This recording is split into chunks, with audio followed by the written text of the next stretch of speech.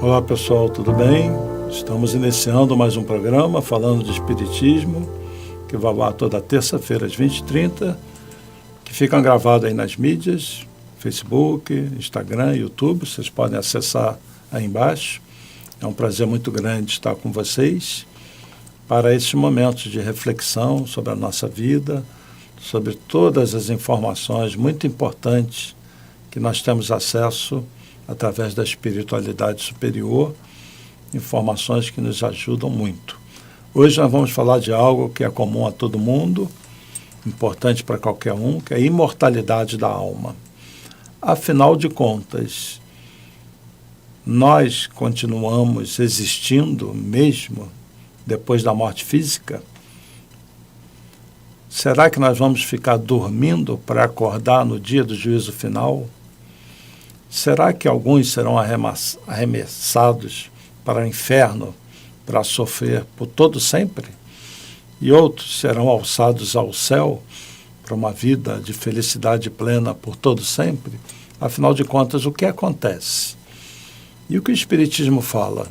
Ou melhor, o que os espíritos falam? Aqueles que desencarnaram falam. Tem credibilidade isso? A mediunidade existe? Se a mediunidade existe, nós deveríamos ter mais atenção a ela. Será que existem pessoas que conseguem lidar com a mediunidade e trabalhar bem isso para não serem prejudicados com informações equivocadas que vêm do lado de lá? Se é que a mediunidade existe, existem essas pessoas que conseguem entender esse processo? Existem, né? São justamente os cientistas do espírito, os espíritas, o espiritismo, a ciência que vem estudar o espírito. O mundo espiritual, é crença ou é realidade? Aliás, a matéria, ela existe ou é uma crença nossa? Mas como assim? A matéria está aqui. Só que os cientistas falam, né, que essa matéria aqui não é a única. Já falei isso muitas vezes. Existe uma outra matéria que compõe cerca de 97% do universo. 95%, aliás. Esse número, na verdade, nem os cientistas sabem. É em torno de 95%. Somente uma fração da matéria do universo é essa matéria aqui, da tabela periódica. Mais de 90% é outra matéria, chamada de matéria escura. Vocês já ouviram falar sobre isso? Só que essa matéria escura, ela não pode ser vista, ela não pode ser tocada, ela não pode ser medida. Portanto, como é que os cientistas podem afirmar que existe essa outra matéria? Como? Eles não conseguem medir, não tem um instrumento que mostre que existe matéria escura aqui. Conseguem pelos efeitos que essa outra matéria causa nesse percentual de matéria que nós conhecemos. Os efeitos que essa matéria causa no universo, na nossa parte física. Então, nós poderíamos dizer que a ciência não vê, não toca e não consegue medir. Poderíamos dizer que os cientistas têm uma crença de que essa matéria exista? Por que não? É isso, não é? Então, eles acreditam que existe essa matéria, mas acreditam com grande força. Por quê? Eles sentem a influência dessa matéria. Por que isso é importante para nós? Porque o mundo espiritual, ele não pode ser visto, ele não pode ser medido, e nós sentimos a influência do mundo espiritual em nós. E nós temos uma crença muito grande que esse mundo espiritual existe. Mas tem uma coisa a mais a favor. A nossa crença no mundo espiritual é que já aconteceram materializações de espíritos. Aí muda tudo. Já tivemos espíritos que, através de outros médios, nos trazem informações magníficas que não condizem com a capacidade daquele médium. Informações de cunho científico. Então, existem centenas e centenas de obras mediúnicas trazidas para nós por espíritos quase que analfabetos, ou com um nível de conhecimento que não tem nada a ver com aquele conhecimento que vem. Então a gente sente pelos efeitos, por aquilo que a gente tem em mãos, o que esse mundo espiritual existe. Sem contar que temos médios que veem os espíritos, que ouvem os espíritos. Então a nossa crença no mundo espiritual é muito mais sólida, muito mais aceitável do que a crença dos cientistas na matéria escura. Eles não conseguem ver, não conseguem medir, não conseguem, só sabem dos efeitos dela. Nós, além dos efeitos do mundo espiritual, temos a evidência, temos a audiência, nós temos os processos de materialização, nós temos as obras mediúnicas, os relatos de médios, temos os nossos desdobramentos, as nossas passagens por esse plano espiritual, temos as experiências de quase morte, cada vez mais estudadas, cada vez mais aceitas. No Brasil, nós temos a felicidade de ter a Associação Médico Espírita, pessoas ligadas à ciência, à medicina, reconhecendo e estudando as coisas espirituais. Enfim, vida espiritual existe? Existe. Está mais do que comprovado para nós. E o grande trabalho que Kardec fez foi estudar a mediunidade e deixar um compêndio sobre a mediunidade, o Livro dos Médiuns. E ele deixou o método que ele usou para filtrar tudo que vem da vida espiritual. E é isso que é ensinado nas casas espíritas também, para as pessoas que têm uma mediunidade mais ostensiva, saberem usar a mediunidade, orientadas por outros mais experientes. A dificuldade da ciência em aceitar e pesquisar o espírito fica meio incompreensível para nós, embora a gente saiba que existem várias universidades, inclusive na Rússia e nos Estados Unidos, que estudam sim o espírito, fazem experiências. A própria NASA mediu a aura do Chico Xavier e ela chegava a 10, 20 metros. Portanto, a aura é algo real, já medido pela NASA. Tem laudos sobre isso. Então, gente, vida espiritual não é uma questão de crença.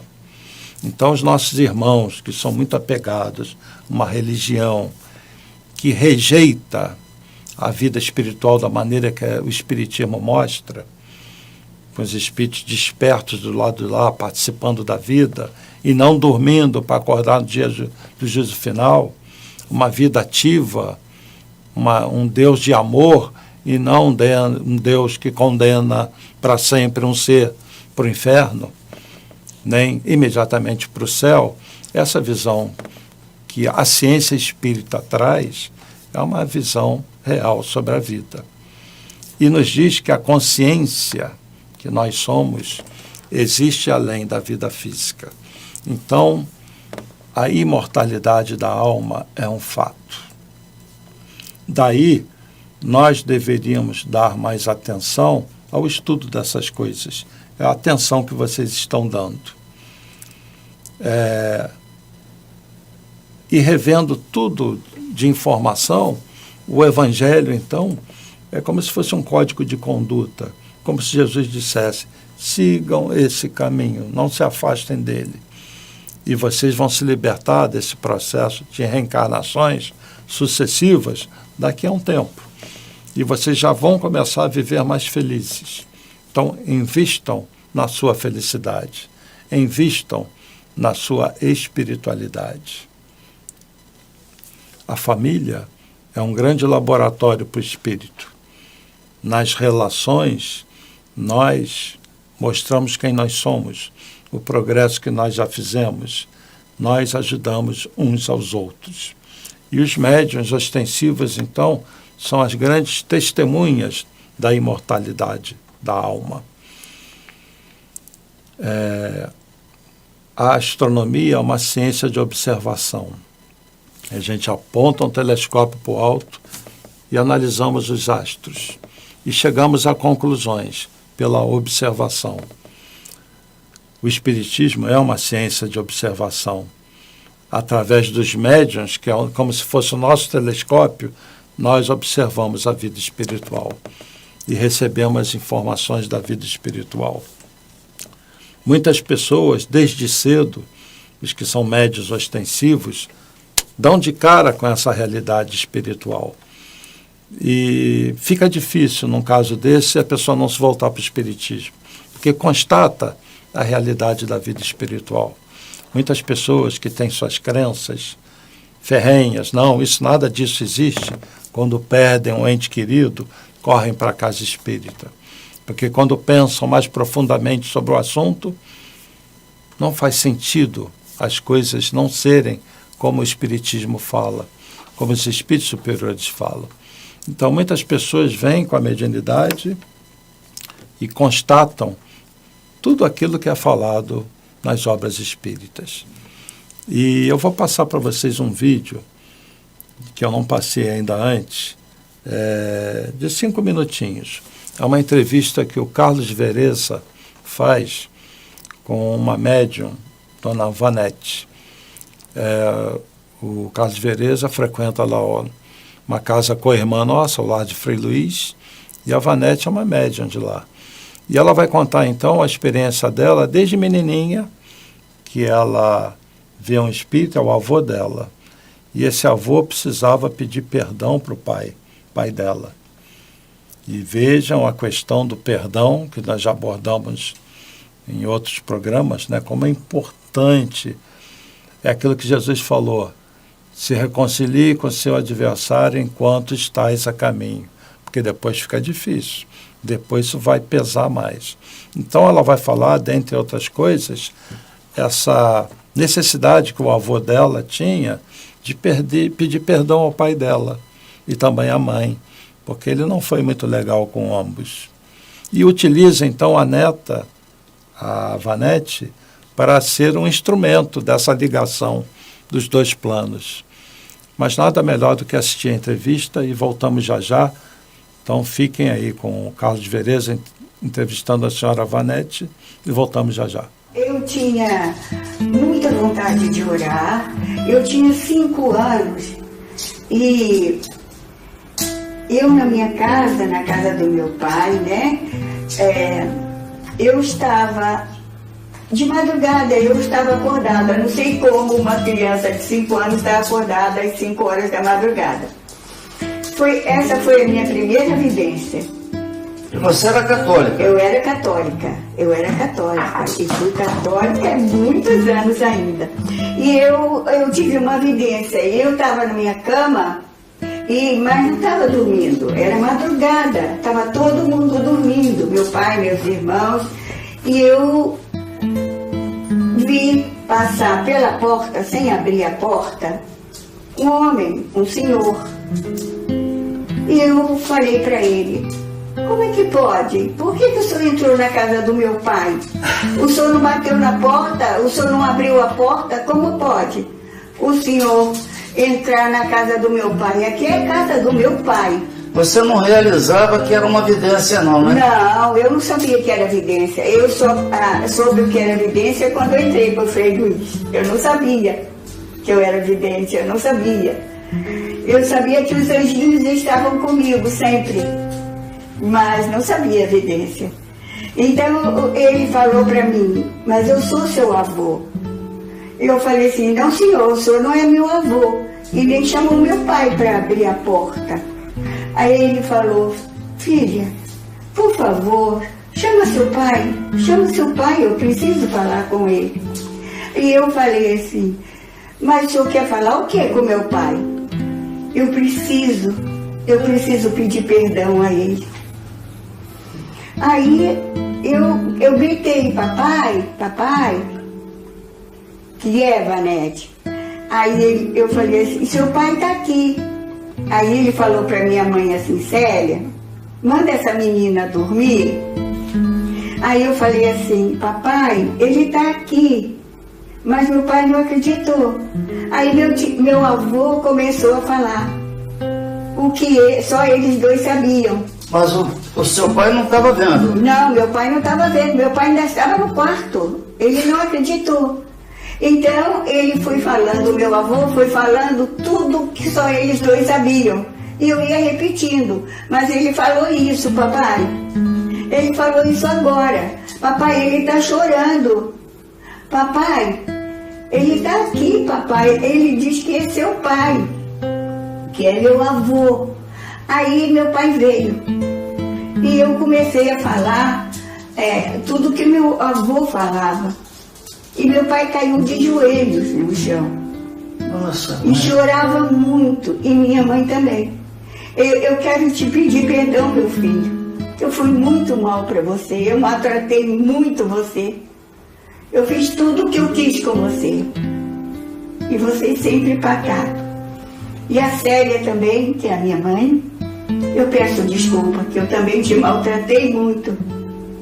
Eu quero pedir desculpa a vocês. E você passava para ele? Passava tudo. O que ele falava, eu passava. Aí ele foi falou durante, assim, eu acredito que uns 5 a 10 minutos.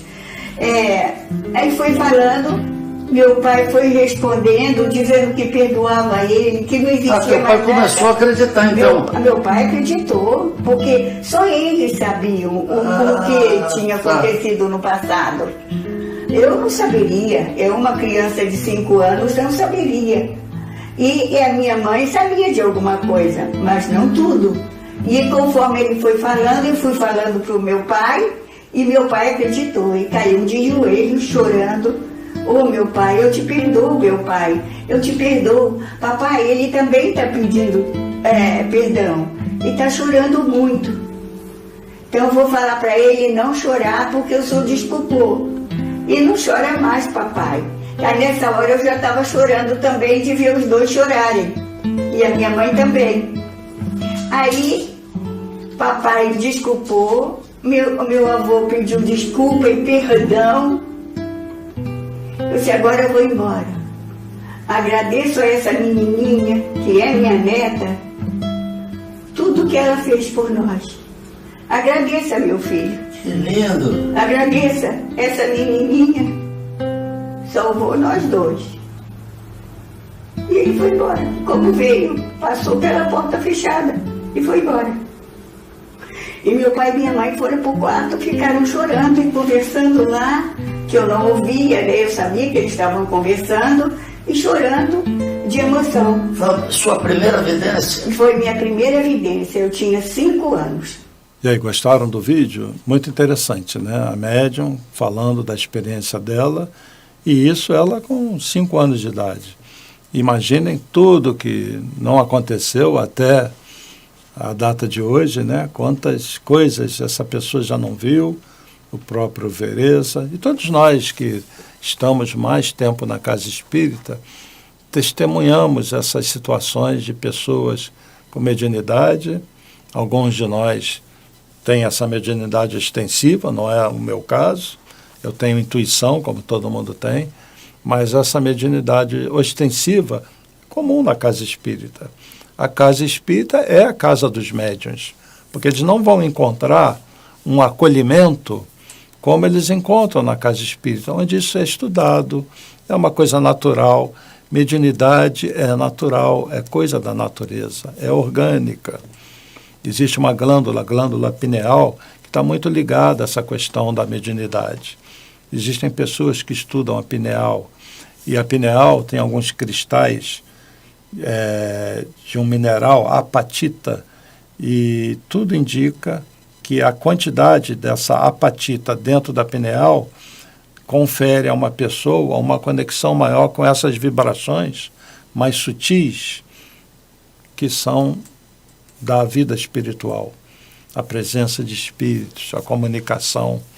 Não é só isso, mas em grande parte a pineal é uma das grandes explicações para o fato de algumas pessoas terem uma mediunidade mais extensiva. Portanto, é uma condição orgânica. E a mediunidade é para ser utilizada de forma positiva para a pessoa, para o próprio médium. Nesse caso aí, a senhora Vanete, ela começou a entender. Imaginem ela viver num país onde a mediunidade não é aceita, onde a religião é reprimida, e ela com a mediunidade vendo os espíritos. Já pensou que coisa horrível? Então, a doutrina espírita tem essa particularidade de estudar a mediunidade, entender a mediunidade. Quando a gente vê um espírito, nós estamos vendo o corpo espiritual. O espírito em si ele é uma centelha, uma luz, uma energia. Mas o espírito se manifesta no chamado mundo espiritual, que é o seu corpo espiritual. Aquele corpo que ajudou a moldar o corpo físico. Esses espíritos que estão lá, quando reencarnarem, esse corpo espiritual vai moldar o novo corpo físico. O corpo físico vai copiar esse corpo espiritual que eles têm hoje. E vai acrescentar as características genéticas dos pais. Cor de pele, cabelo, etc, etc, etc. Então, se esses espíritos estão com o corpo espiritual mais limpinho, vão nascer crianças mais saudáveis. O que não quer dizer que a criança nascer saudável é porque está com o corpo espiritual limpinho. Porque muitas vezes o corpo espiritual está com lesões e a espiritualidade, na hora da encarnação, eles mexem na genética para que certas doenças não despontarem de imediato na criança. Mais tarde, talvez, dependendo da conduta da pessoa. Então, é assim, nós trazemos muitas lesões no nosso perispírito e nem todas nós vamos curar numa encarnação, porque talvez a gente não suportasse. Mas alguns de nós já curaram muito essas lesões. Então, vamos aproveitar a encarnação atual para elevar a nossa mente, nossos sentimentos, porque a lei é de amor. A lei de causa e efeito não atua apenas por as coisas negativas. Maus atos, maus pensamentos criam lesões. Não. Os atos de amor, os grandes atos de desprendimento, é como se eles desfizessem essas lesões. Então a gente se cura ou pelo amor ou pela dor. Já ouviram falar essa frase? E todos nós, então, temos o nosso corpo espiritual que à noite, queiramos ou não, ele se desdobra. A diferença é que alguns desdobram, está aqui o corpo físico, corpo espiritual. Estamos encarnados, despertos. Vamos dormir. O corpo espiritual se descola. O que acontece é que ele pode ficar por aqui, ele pode ir para longe. E na hora de voltar, quando a gente acorda, podemos ter uma noção muito exata do que nós fizemos do lado de lá, como podemos ter uma visão meio confusa, que nós vamos chamar de sonhos, como podemos não lembrar de nada, que também é comum as pessoas não lembrarem, mas elas desdobraram. E o desdobramento é muito fácil de visualizar. Vejam aí a primeira figura, figura 1, o desdobramento. Então vocês estão vendo lá uma pessoa deitada e de repente ela se vê ali de pé, de frente ao corpo físico. Algum de vocês já teve uma experiência assim, ligadas pelo cordão de prata. Voltando aqui para mim. Então você desdobra e fica um fiozinho de energia ligando o corpo espiritual ao corpo físico. Existem relatos nas obras espíritas de reuniões lá no plano espiritual, dos desencarnados, em que alguns encarnados participam. E os desencarnados, sabe como é que eles identificam os desencarnados? Sabe como eles identificam os encarnados? Pelo cordão de prata. Ah, aquele ali está com cordão de prata. Então ele está dormindo, está desdobrado. Porque no corpo espiritual mesmo não se vê grande diferença do encarnado para o desencarnado. A diferença é no cordão de prata. Interessante, né? Então, o desdobramento, que é uma realidade também, ele,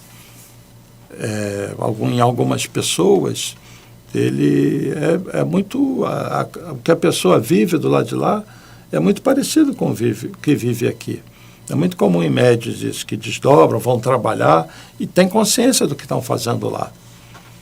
E conforme mais ostensiva, maior a capacidade do médium, maior é essa realidade do que eles vivem quando estão desdobrados. Agora, ao longo da história, pessoas desdobravam, pessoas eram médiuns e não tinham conhecimento sobre isso. É muito comum nas tribos indígenas, por exemplo, os pajés, que normalmente eram médiuns, terem essas experiências, né? E muitos grupos isolados, muitas tribos indígenas na Amazônia, na África, na Austrália, né?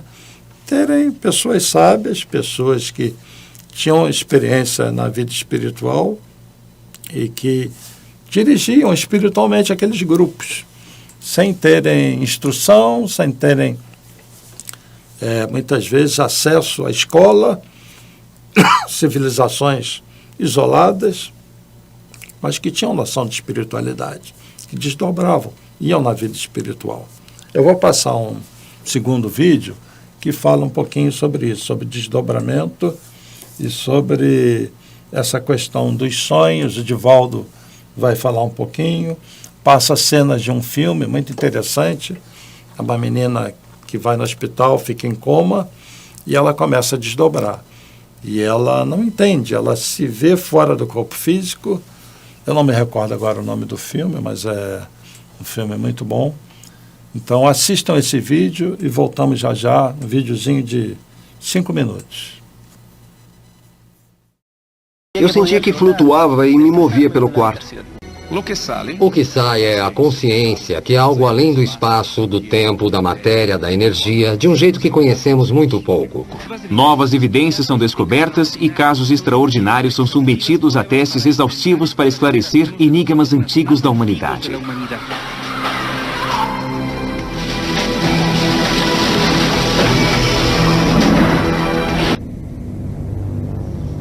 Desde que o homem primitivo conseguiu viajar através dos sonhos a outras dimensões, ele tem tentado descobrir se existe algo além do corpo físico. As culturas mais antigas falam dos corpos sutis do ser humano. O corpo astral, que chamamos de psicossoma, o corpo etéreo, que chamamos corpo energético, e assim por diante. A tradição oriental o chama de corpo astral. A cultura ocidental o chama de alma ou ânima. Na América pré-colombiana, os xamãs viajavam para outros mundos e eram capazes de curar doentes. Os xamãs acreditavam que podiam sair do corpo para o mundo superior ou inferior. Algumas dessas jornadas parecem experiências extracorporais. A experiência de sair do corpo tem uma explicação simples. Por exemplo, quando um índio dorme, ele viaja a curtas e longas distâncias no sono. E quando acorda, ele se dá conta de que não saiu da cama. Então a explicação mais lógica é que algo de seu organismo se deslocou, mas o corpo não. Então é lógico pensar que há uma parte de nós que não é o corpo e que viaja. Nós encontramos nos anais da humanidade fatos notáveis, que são denominados de bicorporeidade. O célebre caso de Santo Antônio de Pádua, que, se encontrando distante da sua família, desdobrou-se em pleno ato da missa para salvar o pai, que estava sendo acusado de um homicídio que não praticara, e apareceu diante da multidão, apontou o criminoso e voltou logo depois à celebração da missa. Na história dos fenômenos psíquicos, por volta de 1900, tornou-se célebre uma jovem professora, Émilie Saget, que era portadora de um fenômeno equivalente, o seu denominado corpo astral, duplo astral, denominação esotérica para algumas expressões do perispírito. Deslocava-se enquanto ela estava dando aula, saía até o jardim. As alunas ficavam apavoradas e corriam. Ela perdeu muitos empregos e não se dava conta do fenômeno. Era um fenômeno de desdobramento da personalidade de maneira inconsciente, mas sem a lucidez daquele fenômeno. Como assim? Eu sei que vai parecer estranho, mas eu sonhei com esse lugar. Essas flores, tudo. É lindo. Portanto, mais tarde se pôde estudar nos desdobramentos reais, e Ernesto Mozzano estudou os muitos, em que o indivíduo pode aparecer a outros mesmo estando vivos. encarnados. Por isso, ele publicou um livro notável, que se chama Comunicações entre Vivos, de pessoas em estado de coma, pessoas adormecidas, que nada obstante desdobram-se e recuperando a lucidez do espírito, porque o corpo é que se encontra imobilizado, comunicando-se com aqueles que eram os experimentadores. O Espiritismo considera perfeitamente válida as manifestações dessa natureza quando autênticas. Então, pessoal, é isso. A alma é imortal, a vida espiritual é uma realidade. O que nos faz assim, ter mais vontade de estudar cada vez mais sobre isso, porque nós estamos estudando sobre a vida. O Espiritismo, como eu sempre repito, fala de vida. E nos ajuda a enfrentar a vida hoje. O que nós temos que fazer hoje para construir a nossa felicidade, para nós nos libertarmos da dor, para nós não sofrermos tanto com a partida de um ente querido, que essa dor da perda de um ente querido seja mais pela saudade, mas nunca por aquela condição de que eu nunca mais vou ver. A pessoa desapareceu, porque não desapareceu, você vai ver sim, depende de alguns fatores da sua evolução, mas vai reencontrar sim, e a pessoa não desapareceu. Não se impressione ao ver uma pessoa morta achando que a pessoa está ali. E o grande erro da maior parte das pessoas é ir num cemitério para conversar com uma pessoa se ela estivesse ali, né? Quem de vocês, depois de desencarnar, vai querer ficar preso a um cemitério? Alguém quer? Eu acho que não, né? E até vai ser um assunto no próximo programa que nós vamos falar sobre o dia de finados, a perda de entes queridos. Então, o espírito, ele se reveste sempre de matéria. Tem o seu corpo espiritual ligado ao corpo físico. Nos momentos de relaxamento, esse corpo espiritual se desdobra. Na morte física, esse desdobramento é definitivo. É isso que é a morte, é um desdobramento definitivo. Aquilo que acontece toda noite, quando você dorme, vai chegar um dia que esse deslocamento do corpo espiritual vai ser definitivo. E você recobra a lucidez do lado de lá e você vai viver lá como vivia aqui. Ninguém vai dar um grande salto porque desencarnou. Se você era ruim, um bandidão aqui, você vai ser ruim do lado de lá. Se você era uma pessoa muito boa, culta do lado de cá, você vai ser o mesmo do lado de lá. Se você procura se melhorar aqui desse lado, ao desencarnar, você vai ter essa mesma vontade. Você do lado de lá é o que você é aqui. A diferença é aquela em que andar nós vamos estar. Porque se aqui o que é muito bom tá junto do que é muito mal, do lado de lá há uma separação por uma questão da vibração do corpo espiritual. Essa é a diferença. Então, o andar em que nós vamos estar, a faixa vibratória, depende da vibração do nosso corpo espiritual. Depende da nossa mente, dos nossos sentimentos. Conforme eu já falei antes, as nossas passagens pela vida espiritual e no passado não têm sido muito lúcidas, muito aproveitadas. E a partir do momento que a gente entende melhor a vida, entende a vida espiritual e desencarnamos numa condição melhor moralmente, qual é a tendência? Lembremos do André Luiz, nosso lar. É a gente ter uma passagem lúcida pelo lado de lá. Começamos a trabalhar mais. E à medida que a gente evolui, essa vida que nós conhecemos vai ficando mais distante. Porque nos mundos superiores, após os mundos de regeneração, que nós ainda viveremos, vem os mundos ditosos, em que a encarnação não é mais nessa matéria, né? A vida numa dimensão superior. E esse espírito continua evoluindo, crescendo.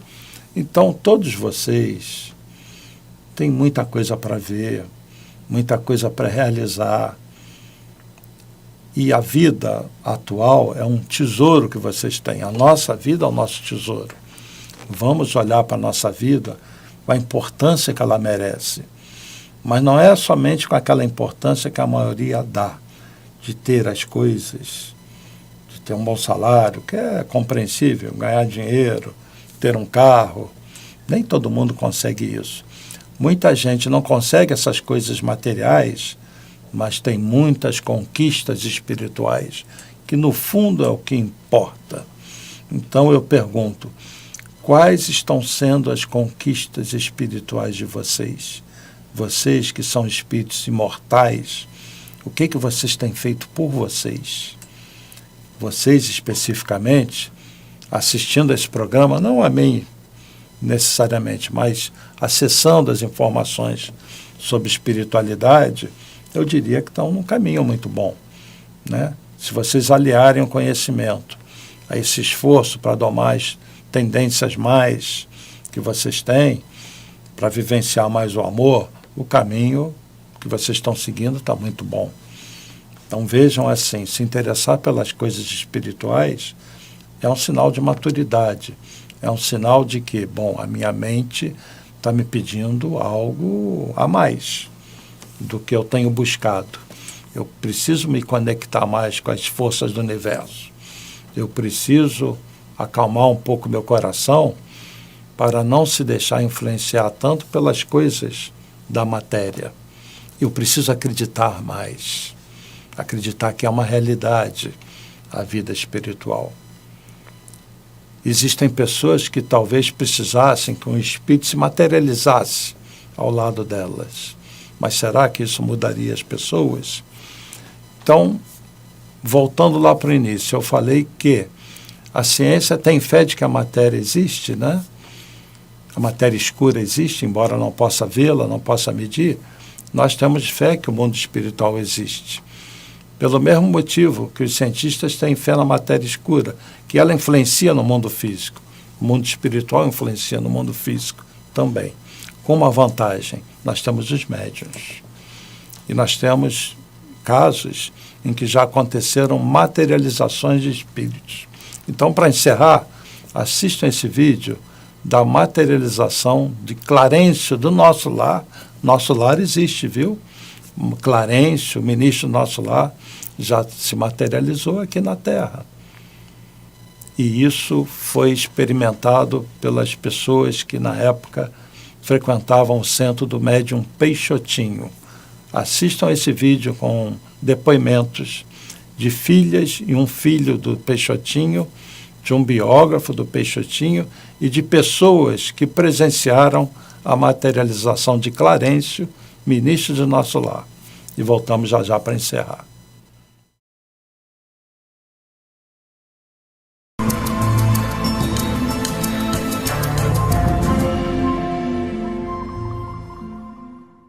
A coisa de maior repercussão foi a materialização de Clarencio. Um dia, Clarencio se materializa numa reunião que foi uma surpresa, ninguém soube, com antecedência.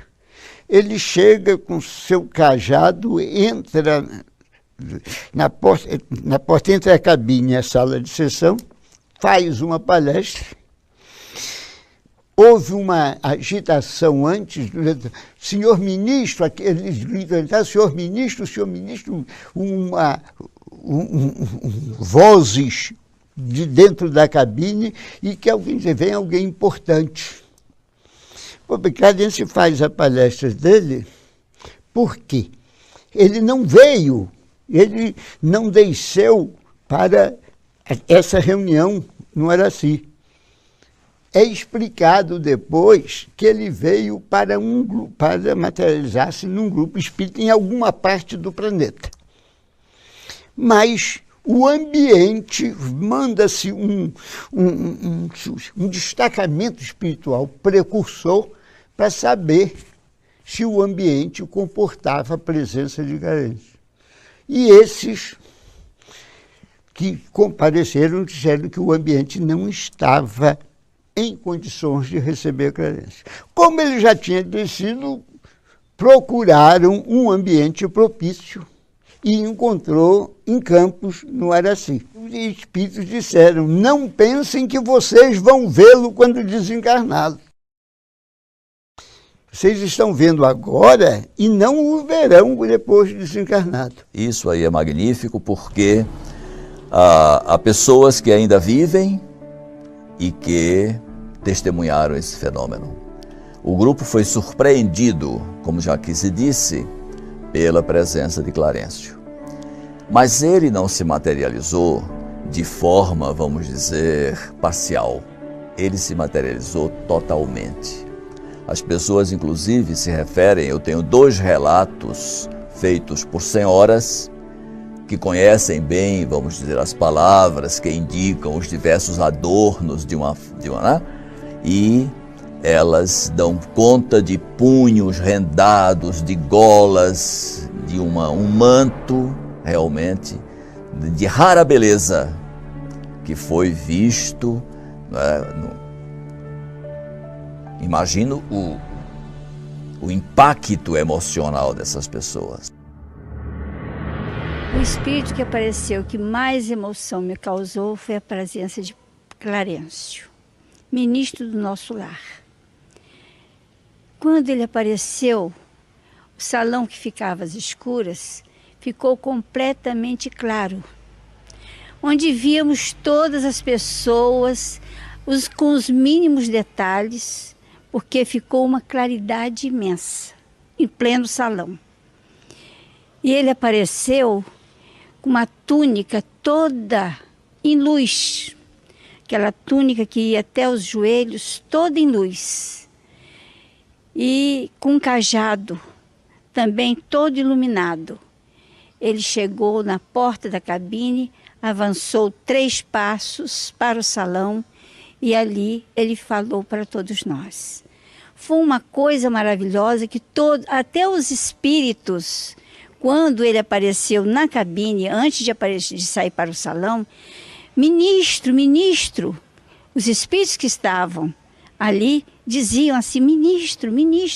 Sheila, então, ministro, a sua presença aqui. Então foi uma coisa maravilhosa para todos nós.